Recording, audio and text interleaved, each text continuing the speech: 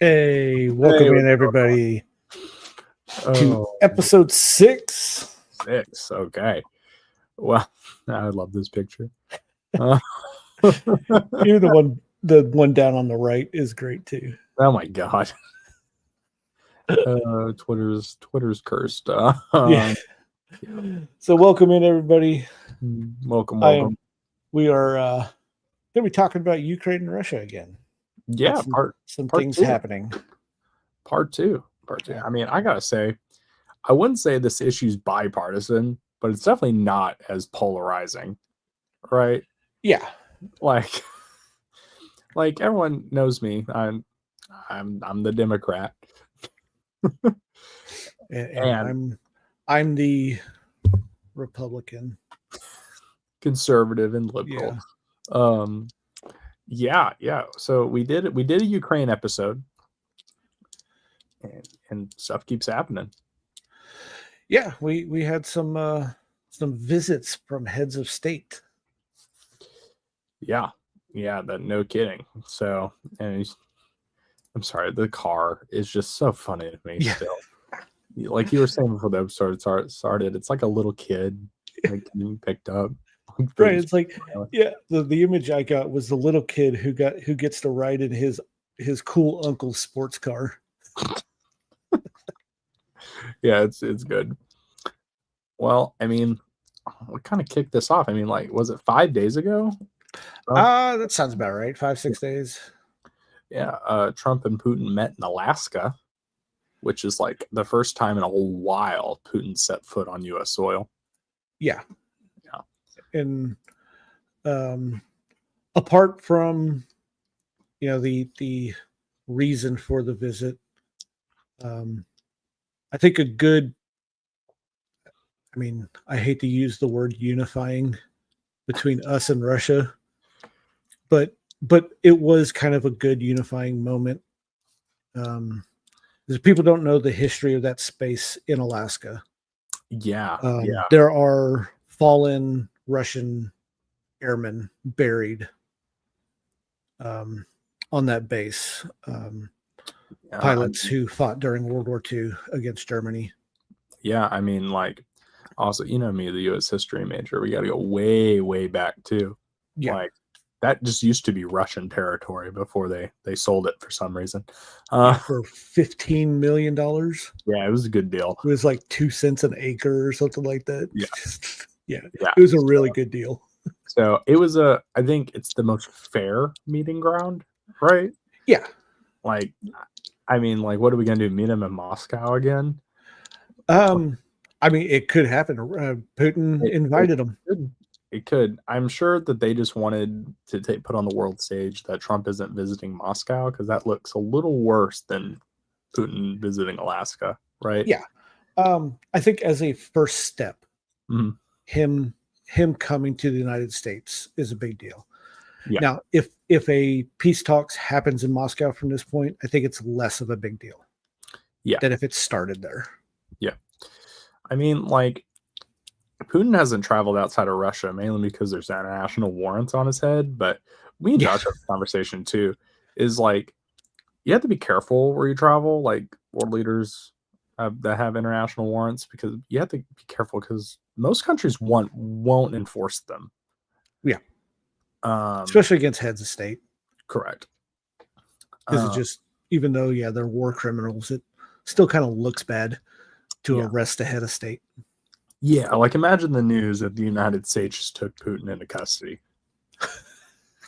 Can you imagine? It would be great. We would be at war with Russia. Very possibly, yes. Yeah.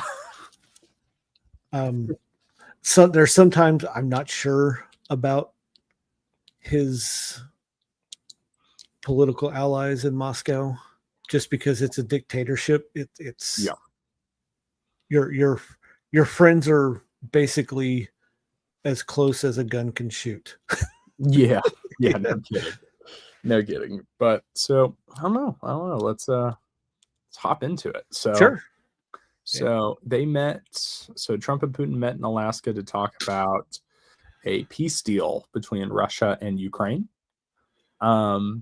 This is a big one because Trump, like he campaigned on a lot of stuff, and he campaigned on the Epstein list, right? And we talked about that in an earlier video too.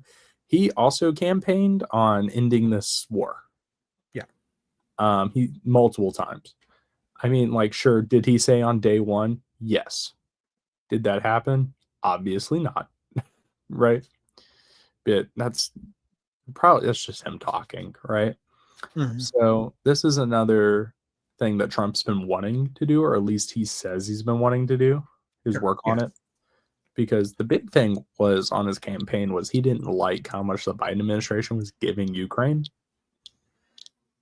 Like all the funding. Yeah. I think the biggest issue, it wasn't so much like the funding, but the funding with no end in sight. Yeah. Yeah. Because there really was no talks of peace. No. Which just ends up with us being involved in another 20-year war. Yeah. And I mean, we went a little bit more into depth, right, on the exactly what's going on in the first Ukraine episode. And we ended it of talking about if there will be a peace deal ever, right? Or if this ends with Ukraine on top or Russia on top, right? Right. Because Ukraine, obviously a smaller country, has been doing some serious damage to Russia. Yeah. They are fighting their hearts out. Yeah. And they're holding the Donbass region. They're not letting them expand past it. Yeah. But so Trump met with Putin, right? And the talks, I believe, went on for 3 hours. Sounds Something right. along those lines, right? And Trump said, like, before the talks like started that either this will go on long and we'll be doing things, or I'm gonna cut it short, right? And when we had pretty much the talks just end at 3 hours, everybody was just kind of like, okay, this is either good or a bad thing. And I don't know. Nothing really came out of it. Right. Yeah. There's been no real leaks of what was discussed. No. Between him and Putin, and then between him and the European heads of state and Zelensky. It's been a very tight-lipped discussion. Yeah. Which is just strange for our government. Yeah. Because typically the American government, when it brokers, right? Because this is nothing new. Like we've talked about the world police for a while, and we're pretty vocal about what we're doing. Yeah. Because it's awfully weird. The American government is very vocal when we talk about other nations, just not ours. At all. So it's a little odd we didn't get much from the meeting. Now, I have my own speculations of how the Putin-Trump meeting went, right? I'm assuming it went along the lines of Putin wanting to like take parts of Ukraine. Yeah. Right. And there's nothing past it. And that's just a hill they wouldn't die on. And Trump, either one, was like, okay, we'll work on it. Right. Or that's not going to work. And then the talks. That's what I think. Yeah, that's always been my theory of how this will end. Is so Russia controls what, about 20% of the eastern front of Ukraine right now? There's something along those lines. Their mainly hold is like on the early parts of Ukraine, like the ones that are directly touching Russia. Yeah. And Ukraine has let them push much past that. Mm-hmm. And Crimea. Yes, Crimea. And I think Putin would agree to that territory being annexed by Russia. Yeah, I actually have it. That'll help too. I don't know if Zelensky will capitulate. Yeah. So this is for our viewers who either one, this is your first talk, is your first visit on the Ukraine episode, or you just wanted a visual aid of what me and Josh are talking about. The red part is Russian military control, right? And the lines, like it says, is like limited, you know? So the Donetsk region is, I think, what Putin wants, right? I'm assuming the deals that Putin wants is all this red is his and Ukraine can just have the rest. Right. And from the talks and since the war started, and just my own personal opinions of Zelensky, he's not going to go for that. Yeah. And it's completely understandable. Yes. But at the same time, it's one of those things that sometimes you have to put your pride aside. And, it's like, yeah, you can keep fighting. That would be the, quote unquote, honorable thing to do, right? To fight for your country. At some point, attrition takes over and you will no longer have the means to fight. And you risk losing more. So, I mean, like at the moment, like, and I have my own opinions, right? Of exactly, and I have a feeling me and Zelensky share some of the same opinions, right? Yeah. Is I don't think Ukraine can let this go. Because ever since like 2014, when Russia annexed Crimea, right? They've just kind of been Russia's punching bag. And if they just end it now, right? It just doesn't look good for the region, and it doesn't look good on the world stage that the world stage let this happen, right?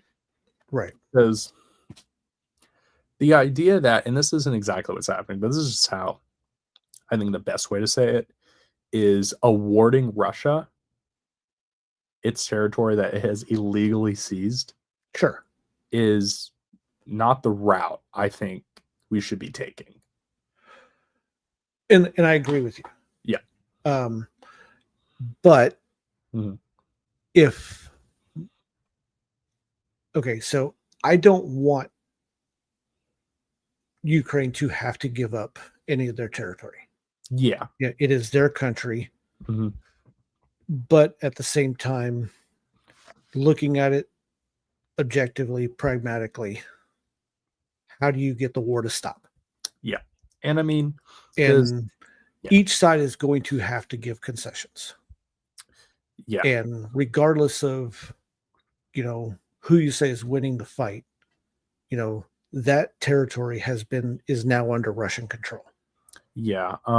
And it just might have to be a just fact of life that it happens just to get the war to end. It's not what anybody wants, but it's something that I think may have to happen. Yeah, I think like the main difference is Zelensky wants a ceasefire, and Putin claims he wants a so-called peace deal, right? But like the underline of all of that I think goes over a lot of people's heads is all Putin wants is like freeze time in the war, right? And just keep its current front line and just keep the Donetsk region, right? Because for Russia, like to honestly get control of Donetsk, it would almost cement its unrecognized claim to the Oblast region, right? And it would avoid like more military losses for Russia. And that's what Putin wants. Now, something like 250,000 casualties. From Russia. It's a lot. And which is nothing out of the norm for Russia fighting a war. A long history. Russia always has high death counts because it's just the way their military uses itself. They're not a good military. They are a big military. Yeah. And Ukraine's been able to just be like, okay, we have drones. Yeah. And it's crippled the Russian front lines. Yeah. And That is my biggest fear, is like you bring up, that he just wants more or less a lull in the fighting, Mhm. To lick his wounds. And, say, okay, hypothetically speaking, say we get a deal brokered that does cede that territory to Russia, Yes. right? Both sides say, okay, we agree to it. The only issue that could come out of that is it's now up to Putin to keep his word and say, Exactly. we will go no further. Yeah. And it's kind of a double-edged sword, because that peace deal has already given him, what's the word I'm thinking? It emboldens him, right? Yes. That I was able to take this, and then a peace talk. Well, what's stopping me from going further in a couple years? Yeah. Exactly. Like, whether we get this peace deal, hypothetically, we give Ukraine cedes the Donetsk region. What stops Russia in a decade from now? Right. From just starting up again. And that's where, people right now, the biggest thing you hear is, Trump needs to be hard on Russia. Yeah.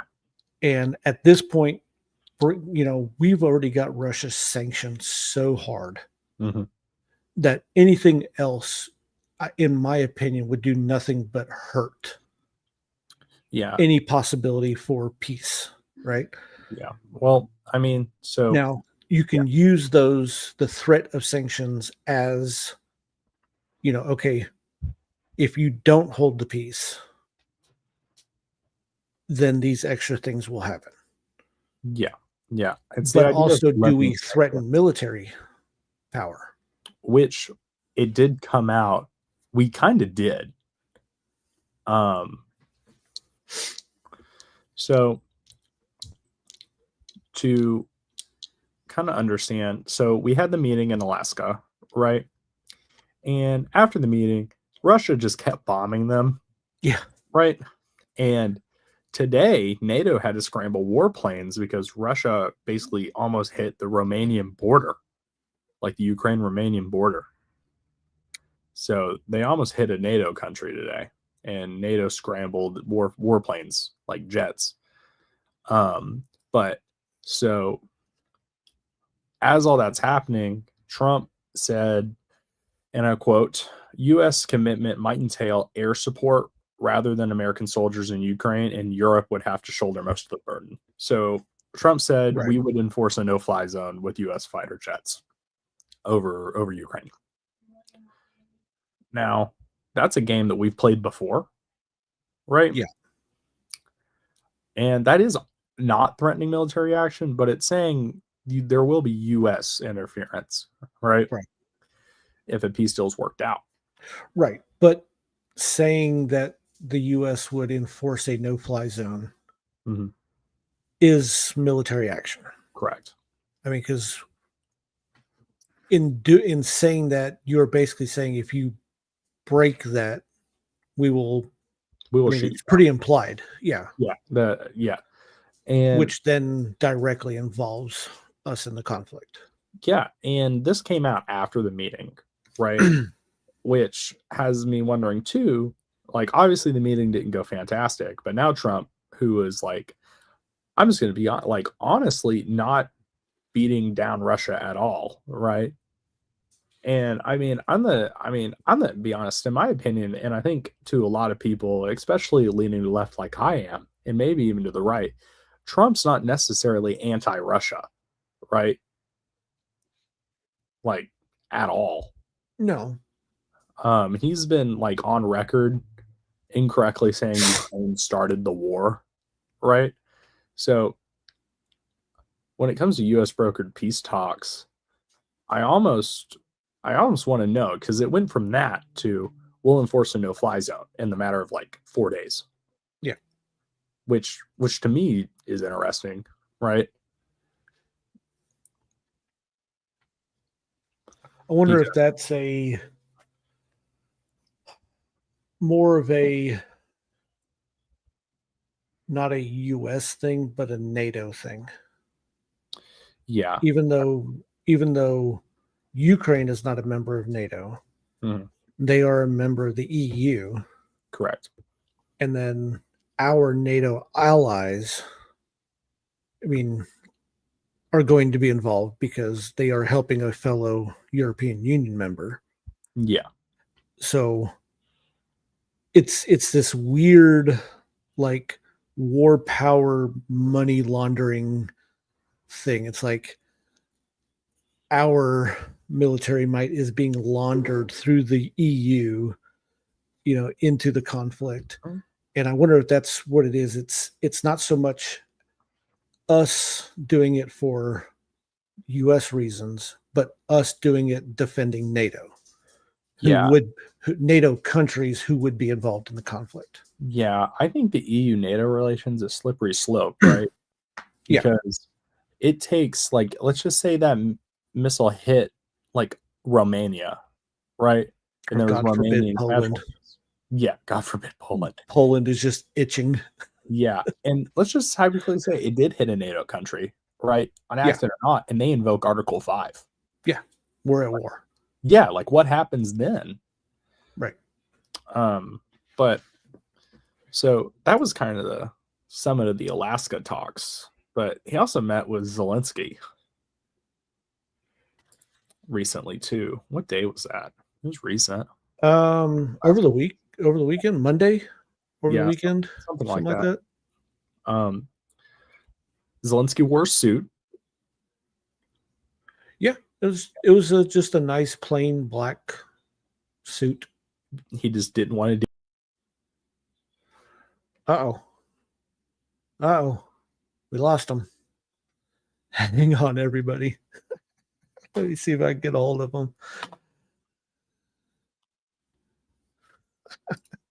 No. Okay. Welcome back. I know. I dipped. The misclicks were real. What was I saying? When did Trump and Zelensky talk? We were saying Monday or over the weekend. Yeah, and he wore a suit because I'm sure he didn't want to deal with that BS again of just people yelling at him about the suit. Yeah, it's one of those. It's one of those things. I looked at it kind of like the Barack Obama with the tan suit thing. Oh my God, yeah.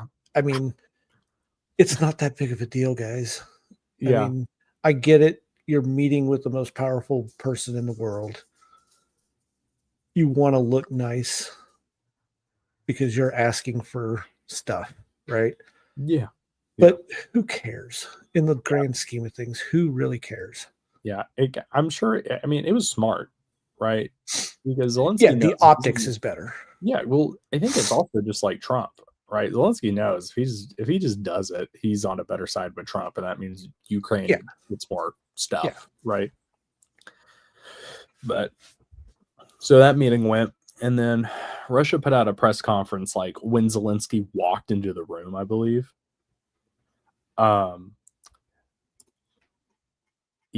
Attempts to resolve security issues relating to Ukraine without Moscow's participations are a road to nowhere. So Russia won't listen to anything that they're not in the room for, right? Yeah. And Zelensky doesn't get invited to the meetings. So it kind of leaves us in this space, right? Yeah. And so, him not meeting with Putin, it is kind of odd, but at the same time, I can see why doing it the way Trump did it. Speak with both sides independently, see what they want. What are your terms? What are your terms? Yeah. And there are talks, from what I understand, of them trying to have a joint meeting now. Yeah, well, that's just like the natural next step, right? Sure. I personally want to see an interaction between Putin and Zelensky. Yeah, it'll be interesting.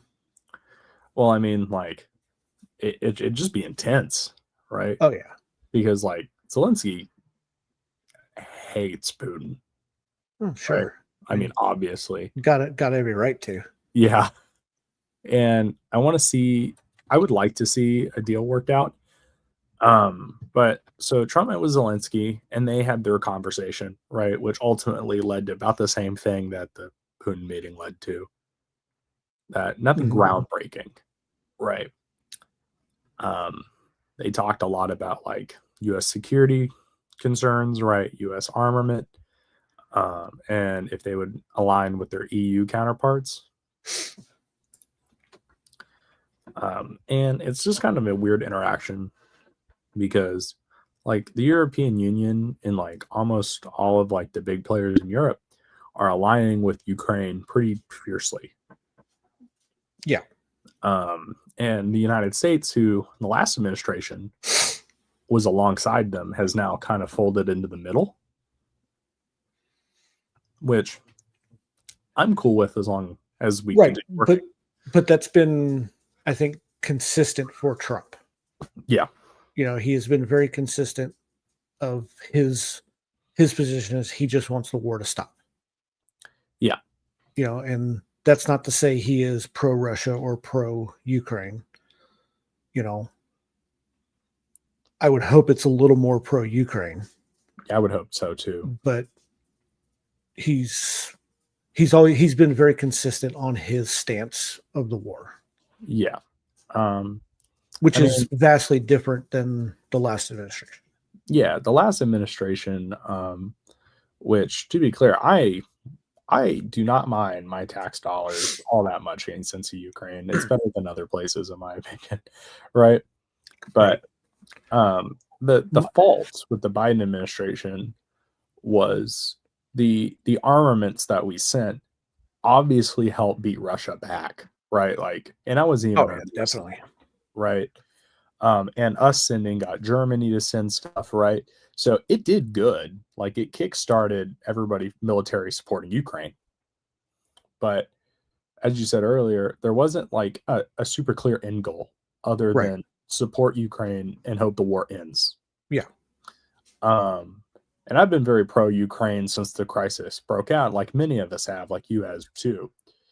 And since this administration has taken office, this has also been one of those things that I've been wanting to see happen, right? Because obviously Trump has a relationship with Putin. Like, there's zero question about it. Yeah. I think the question is, like, can the United States broker a deal? Like, what do you think? I think we can. Again, it's like brokering a deal with Iran. Yeah. You know, it only works as long as both parties keep their word. You know, we had the stuff going on between Israel and Iran. And while Trump is trying to broker a peace deal between them, Israel's throwing missiles into Iran. You know, it's kind of, I see it kind of the same situation. You know, we had him trying to broker a peace deal, and while he's meeting with European leaders, Putin hits a bunch of Ukraine strategic energy reserve stuff. Yeah. You know, but at the same time, looking at it objectively, the war is still going. Yeah. Right. Putin is under no obligation to stop fighting at this point. Yeah. Right. It would be a gesture of good faith to say, okay, you know, we'll back off a little bit until peace talks are affirmed or fall through. You know, I don't trust Putin. Is my no. The dude is a madman. I mean, he's former KGB. Yeah, he's old. I believe his goals are to reunify the USSR. Oh yeah, like most definitely. And we even dabbled on this in the last episode. And this is my take on it too. Like, Putin's been around a very long time. Like, he is not a young man, and he will not end this without some sort of win. Yeah. Um, and we really won't know, right, what his like full end goal is, right? It's just pretty common knowledge is that we don't what I don't want to see happen is what happened in 2014, right? Putin annexed Crimea. We let him have Crimea, right? He Yeah. said, okay, no more touchy. Anyway, here we are now, and he has Crimea, and now he wants the rest of the country. Yeah. Right. And it all comes down to Zelensky wants a ceasefire, right? Well, I think Putin wants more of a peace deal where he still gets something. Yes. And the war ends. Yeah. And I think that is, like, I mean, I've said it before. I think that is the only way this stops. Yeah. Is Putin has to get something.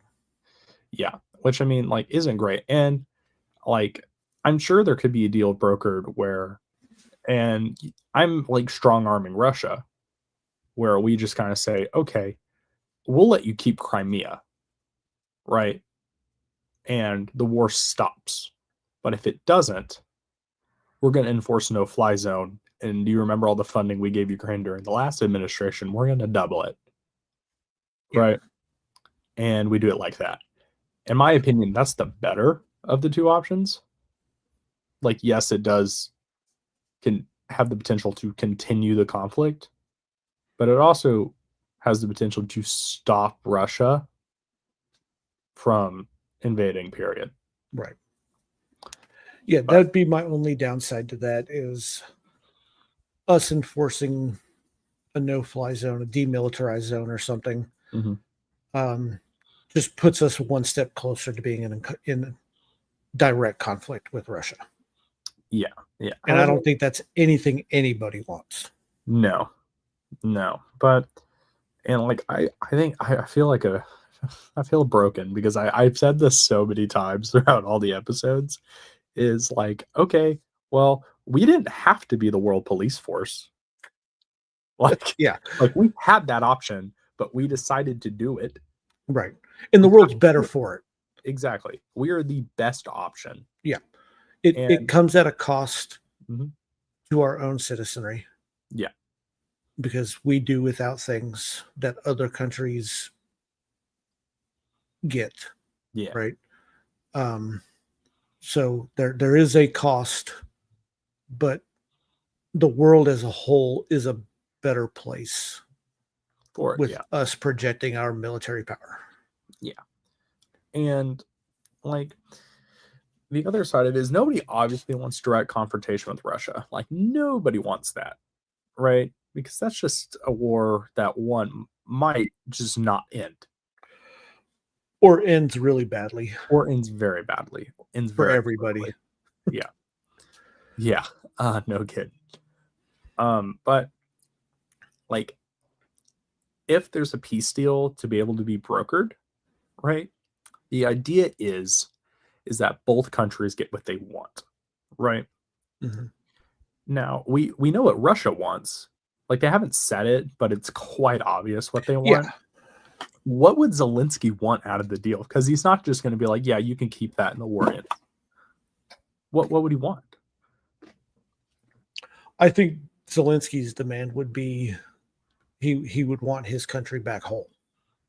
Oh, yeah, no, for sure. But I mean, including Crimea. Oh, yeah, yeah, and I support that completely, right? That, like, hypothetically speaking, we get a peace deal brokered. Putin wants the Donbass region, right? And he wants to basically redraw the borders to the front line, like the image I showed earlier.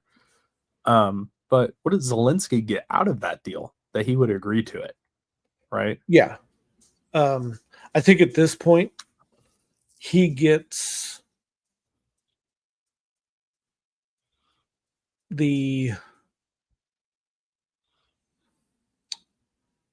I mean, I say assurance, but again, it just the assurance is Putin's word. Yeah. Right. That his people will no longer die. Yeah. Right. And I think that's noble enough. It's not the outcome that anybody wants. No. But I think it's an outcome that is inevitable. Yeah, I think because Russia just has more people and will outlast this war. Yeah. And like a quote that just came out from the president of Finland, right?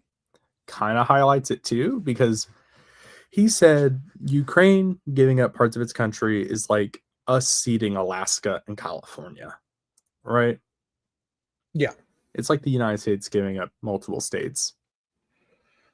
Yeah, you think landmass wise, Ukraine is just a little bit smaller than Texas. Yeah. It's a pretty big country. Mm-hmm.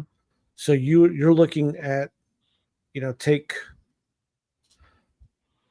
the eastern border of Texas from, say, what, about 50, 75 miles of the eastern part of Texas, from Oklahoma all the way down to Mexico. And you give it to Mexico. Yeah. It's a lot of land. It's a lot of land. Yeah. And I mean, even the Donbass region alone, right, is a lot of land. It's the entire state of Oklahoma and more. Yeah. And obviously, from our point of view, like us and the viewers, well, that's just not acceptable at all, right? Yeah. And I don't think, honestly, this is coming from me, like the most pro Islamic power U.S. person ever, right? We can't just do that, right? Like, we cannot push that. You know what I mean? Like, that's almost overstepping our boundaries. Right. Yeah. And I think the president would do what he can to make the Ukrainian loss as minimal as possible. Yeah. I don't think he said, okay, everything you've got, we'll give it to you. I don't think he's going to do that right off the bat. No. Right. But I think he will tell Zelensky, they got to have something. Yeah. Or this war will never end. Yeah. And I mean, another scenario is Zelensky's like, okay, you can have part of the Donbass region, but I get Crimea. Yeah. That's another option. But then the table's flipped. Putin's not going to do that. Yeah. So it's almost like, it's just like the title of this episode, Will There Be Peace? Yeah. Right? Because, like, this is just, I don't know if this war will end through a peace deal, right? I hope it does. Because if it doesn't, that leaves me with the coin I need to flip. Like, who's going to win this war? And I've been talking about Russia, Ukraine for a very, very, very long time, in speeches, debates, all of it. And I don't know what would have to happen for there to be like an efficient peace deal. What I think is most likely to happen, and being realistic here, unless the war just continues, right? What's most likely to happen is Russia's going to get some ceded territory, right? And probably not all of what they want. And it's just going to be like 2014 all over again. Like, yeah. And, whatever, if a peace deal is made, whatever it looks like, it will be up to the future U.S. administrations to ensure that it is a lasting peace deal. And I've been on the record multiple times saying this, is we should just put Ukraine in NATO. Like, if a peace deal enters and we give them NATO insurance. Right. Well, okay, so there's another possibility. Yeah. So that is something that Putin has been very vocally against. Yeah. Any of the bordering, right? Yeah. Any of the bordering states to Russia, he says no to NATO. And I can completely understand his reasoning behind that, right? Yeah. You want to keep them as far away as possible. Yeah. He has no legal backing to keep that from happening. No. But maybe he says, okay, Zelensky wants to be part of NATO. Yeah. Yeah, he does. So, okay, here's the deal. They keep what they have. Russia, you're happy. Okay.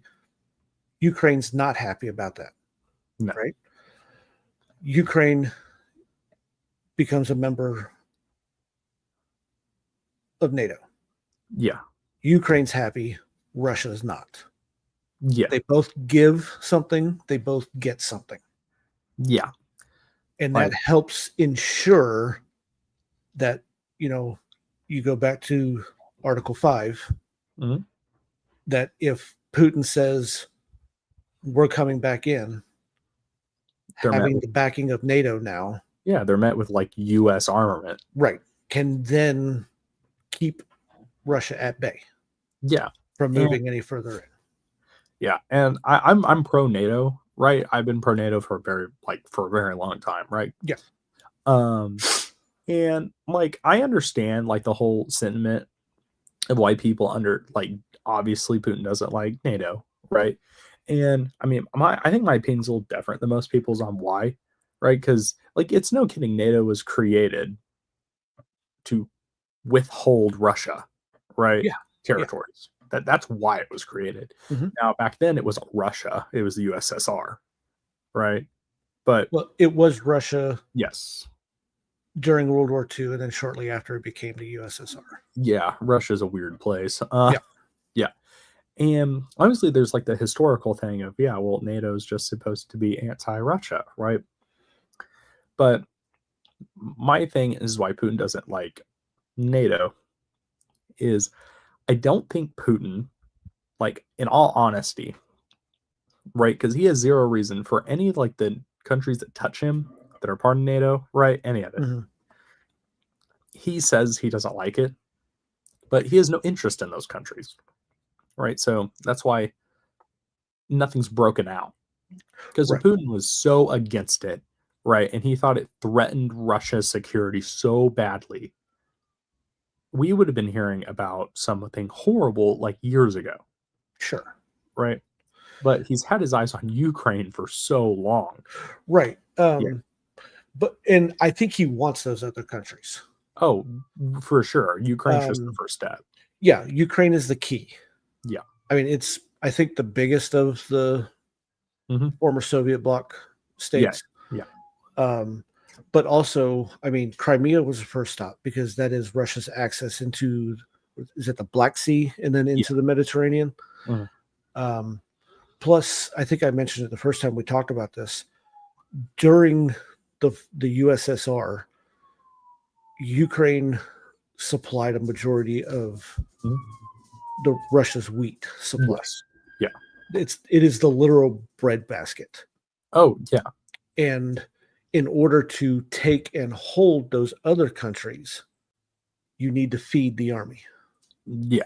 Right. So, and lots of natural resources. Oh, yeah. So, oil, natural gas. Yeah. The region that they're currently holding, the Donbass region, that is filled with iron, minerals, all sorts of resources. And that's part of the reason why Russia wants that territory. Yeah. Right. Well, and if they can take Ukraine, it makes taking the rest of them back that much easier. Yeah. I mean, to go even back further into the old Soviet blocks, right? And I think I mentioned this, Aaron, if I didn't in the last episode, that's my bad. It totally should have been mentioned, right? Is Ukraine, like when it was part of the Soviet Union, they had nukes there. The Soviet Union had nuclear missiles and ICBMs all throughout Ukraine. And Ukraine surrendered them, right? In an agreement with the United States and other countries that it would surrender them if they were protected. Yes. Right. And they surrendered them. And that's why I've been so pro-Ukraine, because I think the United States needs to keep its word. Right. Sure. Yeah. And so Ukraine is like a powerhouse of land. One, it like has Ukraine's massive, as we just talked about, right? Mm-hmm. So it's just a big old fence between them and Moscow, right? Yeah. And that's really why it's the first step, because like I've like in debates, right? Like when I was in high school, I ran Russia steamroll arguments all the time. It's like, we need to defend Ukraine because if we don't, he'll just steamroll Europe, right? Mm-hmm. And I fear once Russian momentum gets going in that worst case scenario, it will just become US v Russia, right? And who knows what side China will be on. We'd probably take a pretty good guess. Yeah. Yeah. No kidding. But, and I think, in my opinion, that scenario is the best, right? We're like, Zelensky, listen, man, you've had it rough. You've had support from Europe. You've had support from the United States. How about we let you into NATO,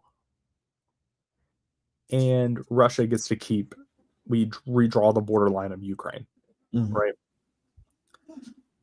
That is the worst best case scenario, because a good deal is when both sides aren't happy about it. Yeah. Right. And I think that would be arguably the best. Yeah. And that's even say Russia goes for it. Yeah. Yeah. I don't know if Putin would agree to it. Right.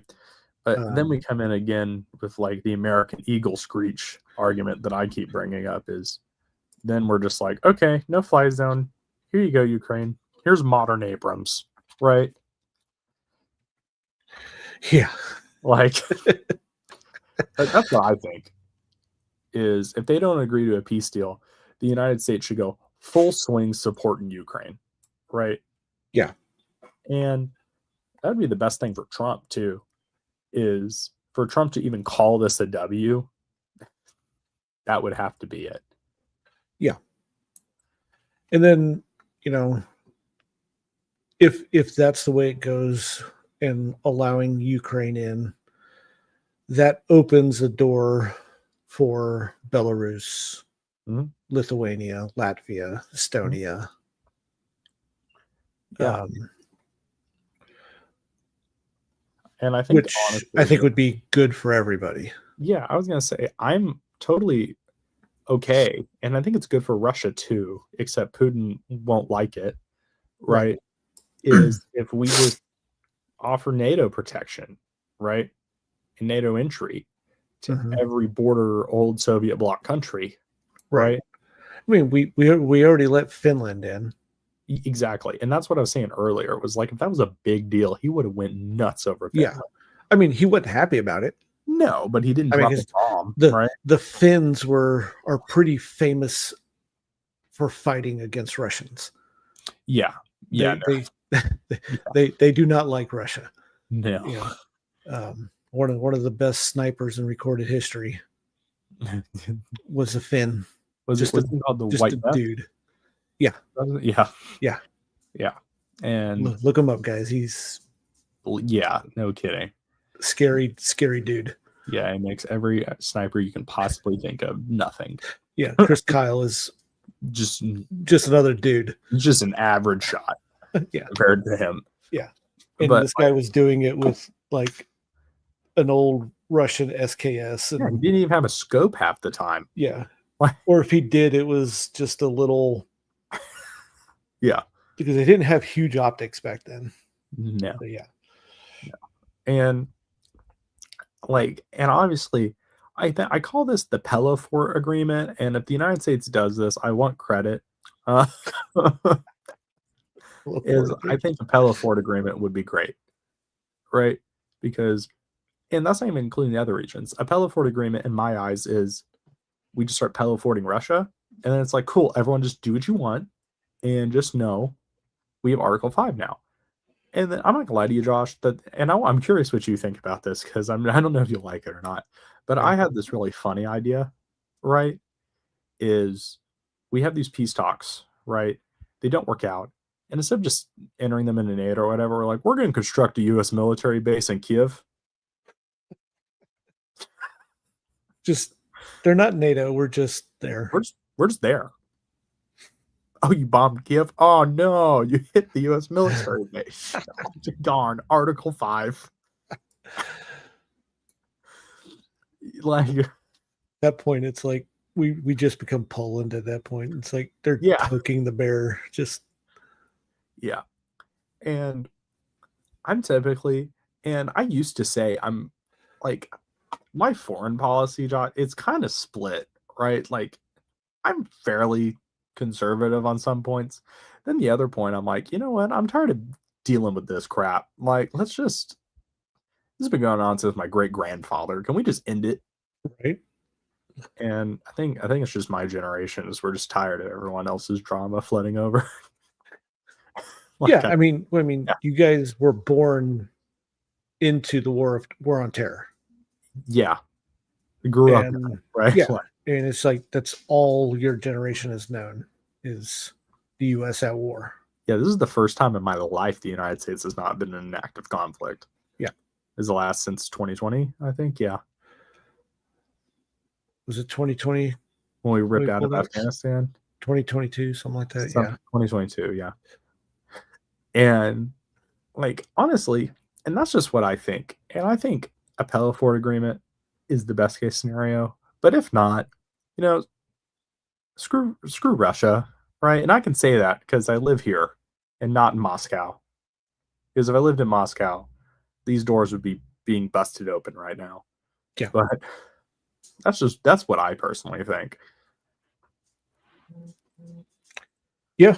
I'm in agreement with that. Yeah. But I think that's probably the best outcome. Like you said, the worst case scenario, or worst best case scenario. Not a good scenario, but not a bad scenario. Yeah, it's one of those things. Each side kind of gets something they want, but neither side is completely happy about it. Yeah. Yeah. And like, while all this is unfolding in front of our eyes, right? Because this war's been going on for years now. 3 years, right? Something like that. Yeah. And while all this has been going on, if there is a end in sight that is fair, right? Because I think like most people just around the world would be okay with a peace agreement that doesn't favor Russia, right? And necessarily favors Ukraine, but like sure is fair, know. Now, like I read earlier, the Moscow press release, nothing's going to happen unless they're also at the table. Sure. Which, I mean, fair enough, right? But will there ever be a moment where doesn't even need to be, we don't even need to get involved, right? It could just be something they broker themselves, right? But they're probably going to need someone. I don't think we need to be involved. Mm-hmm. Like it doesn't. We don't need to be involved in the sense that we have to be there for it to happen. Correct. I think we need to be involved to help it happen. Yeah. Yeah. Because if we just let them keep going at it, they're going to keep going at it until one of them just like, I'm done. Right. Yeah. I mean, like I said, at that point, Russia just wins because they have more people. Yeah. Russia has the longevity game. Yeah. By far. That they will win the war of attrition. Yeah. I mean, will the war go on for like, will I be like, I graduated college? Yeah. You know what I mean? Yeah. But obviously the war didn't go as planned for Russia, right? Yeah. That has been eye-opening for me. Yeah. I'm no longer afraid of Russia in a conventional war. No. And then I'm afraid of Putin. Yeah.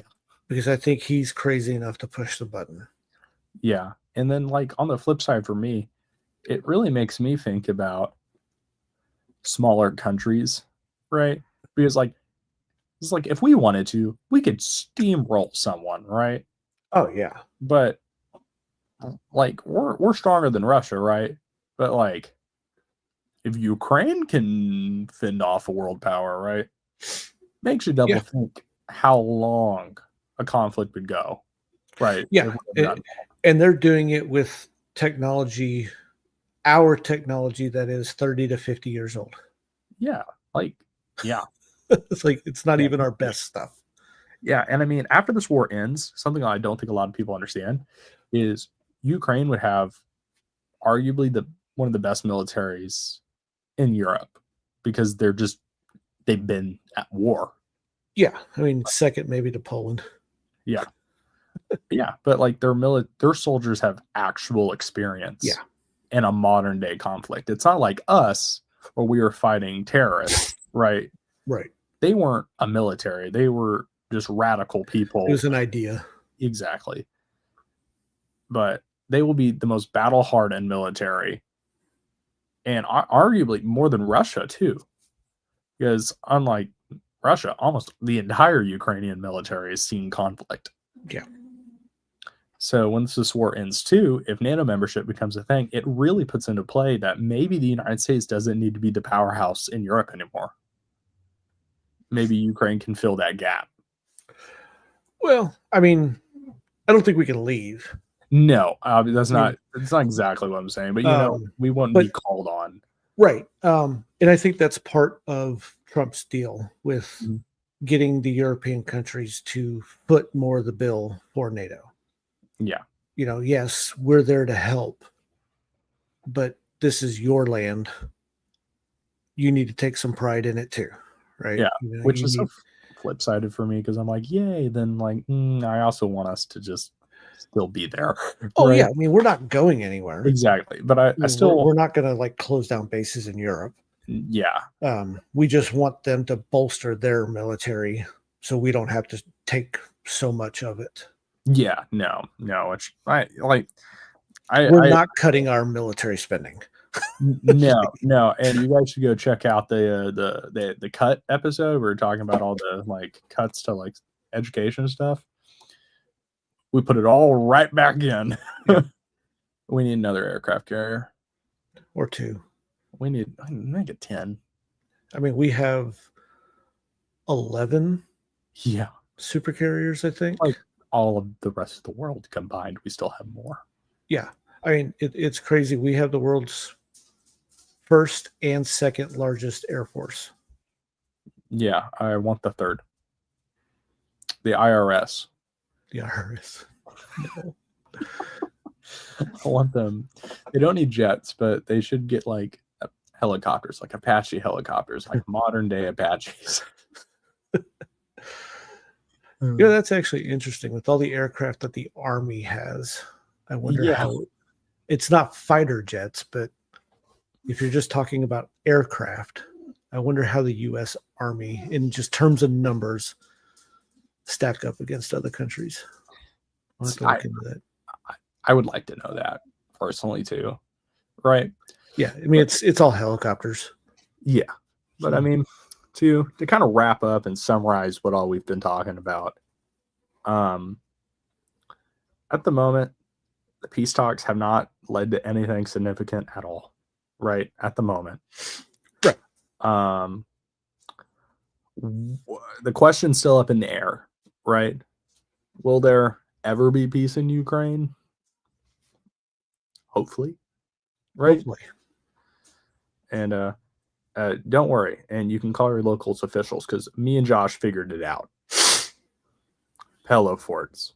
Pillow forts. Mm-hmm. Mm-hmm. I want to put this on the record. This happens. That's all me and Josh. Yep. Hegseth, watch this video. Us Okies get a hold of Mark Wayne Mullen. He's in Trump's ear. Yeah. Yeah. Yo, Mullen. I need to have a conversation with you real quick. Can you get me a meeting? I'm going to pitch you an idea. Like slip them a note or something, right? Yeah. What a pillow fort. Hear me out here. What if we just pillow forted Russia? You mean like just build a wall of pillows? Yeah, kind of. Mr. Trump, I know you like walls. How do you feel about building a real big one? It's really soft. It's soft. You could walk over it, right? But it has little landmines that can be triggered by one phone call. Diabolical. Yeah. But I mean, like my ending thoughts are the best scenario is where no one really wins. That's kind of where I land. Yeah. That's typically the best scenario. Yeah. In any, when there is no, I would say, I guess, when there is no concise winner. Yeah. The best scenario is if nobody is happy. Yeah, for sure. Nobody is completely happy. Correct. You don't want nobody to have, if nobody gets anything, then they're just going to keep fighting. Yeah. So. But yeah. Yeah, I think that we're kind of at that hour mark. Yeah, so I mean, we need to clip our solution and send it to the White House. Yeah, I'll get it cut and edited. I will email it to them. We just want credit. That's it. Yep. Just credit us in your True Social post. A selfie would be nice. Yeah. Just a shout out to generational hate. Yeah. Both sides of the aisle coming together to solve the world's problems. Yep. We are more efficient than Congress. I mean, everything is more efficient than Congress. That's true. But anyway, ladies and gentlemen, thank you for watching. Yes. Make sure you check out everything. Check out Instagram, TikTok, Facebook, all that fun stuff. Yeah. Yeah. And until next time, hopefully Sunday. Yeah, Sunday. We'll aim for Sunday. Sunday, 8:00. Mm-hmm. Sunday, be on the lookout for what we're talking about. If you got any ideas, let us know. Drop them in our socials. Yeah. All right. Thanks for watching, guys. Until next time. See y'all later. See ya.